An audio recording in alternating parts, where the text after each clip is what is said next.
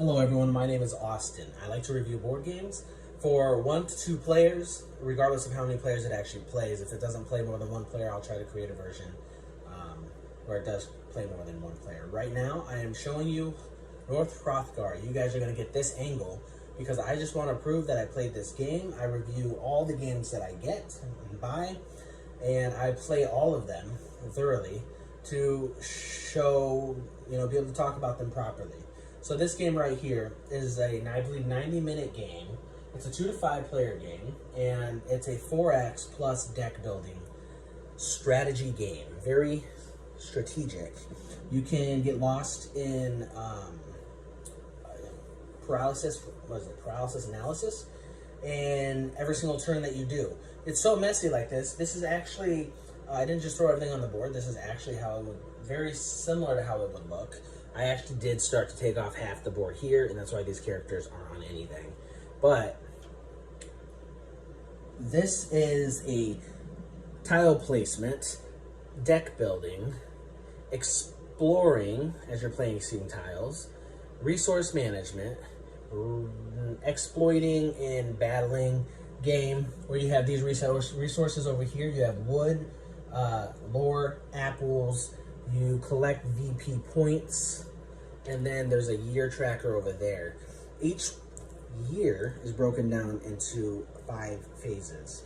So you start the year, there's 7 years. One of the end games is getting to the end of the 7 years and having the most points. The second end game is to have 3 completely boxed in territories with the person on that territory in a big building in all 3 territories. So you have to have all 3 boxed in, all 3 with the big building, at least 1, and all 3 owned by you. That's your last win condition.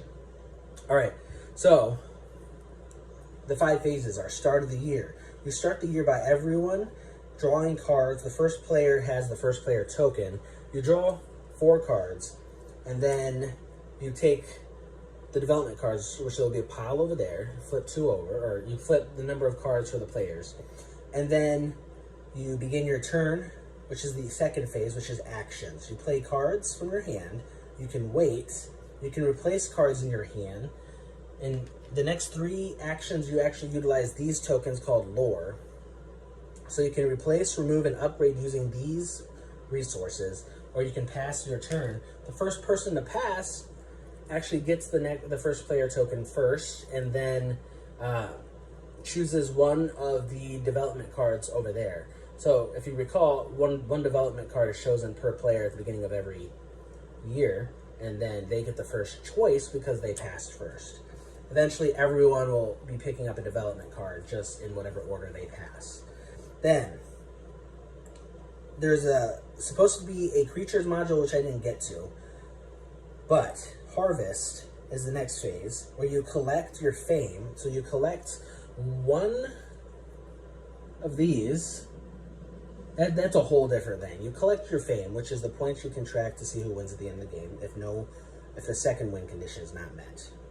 You collect your resources, you trade, and then winter comes, and then you have to use apples to pay, and it's on the card. It's on this card right here, which everything is. That's what I'm reading off of. You use your apples and sometimes wood to pay for your troops that you have out on the board. Every player begins with 14 troops in their supply. You can place them on the board based on the cards. So your cards that you get in your hand, the 4 cards, sometimes it's more, is all your actions. You play your actions from those cards, and the actions are on the cards.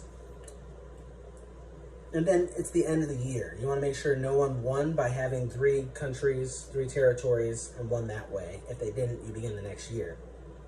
At any point, if anyone did win with the buildings before or by the end year, then they won the game.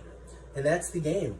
I really like it, guys. I'm trying to keep this as short and simple. It's a really long game. It's a very complex game. There's the tiles over there. There's placing tiles. There's placing characters. There's placing buildings. There's collecting resources at the end of every, and I didn't say that part, sorry.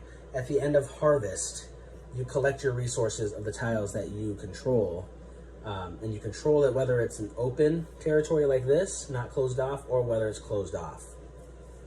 And then you can exchange your resources for other resources in the supply pool. But yeah, There's a lot to it. I really like it. It is really long. There is some paralysis analysis. The directions are horrible.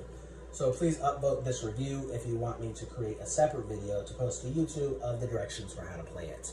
Thank you.